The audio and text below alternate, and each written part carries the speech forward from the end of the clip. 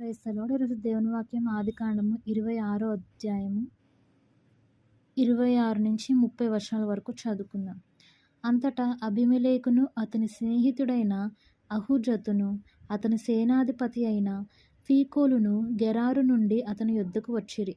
ఇస్సాకు, మీరు నా మీద పగపట్టి మీ యొద్ద నుండి నన్ను పంపివేసిన తరువాత ఎందునిమిత్తము నా యొద్దకు వచ్చి ఉన్నారని వారిని అడుగగా, వారు, నిశ్చయముగా యెహోవా నీకు తోడైయుండుట చూచితిమి గనుక మనకు అనగా మాకును నీకును మధ్యనొక ప్రమాణముండవలెననియు మేము నిన్ను ముట్టక నీకు మేలే తప్ప మరేమియు చేయక నిన్ను సమాధానముగా పంపివేసితిమి గనుక నీవును మాకు కీడు చేయకుండునట్లు నీతో నిబంధన చేసుకొందుమనియు అనుకొంటిమి.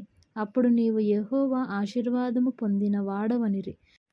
అతడు వారికి విందు చేయగా వారు అన్నపానములు పుచ్చుకొనిరి. చదవబడిన వాక్యం దేవుడు దీవించి ఆశీర్వదించును గాక. ఆమేన్.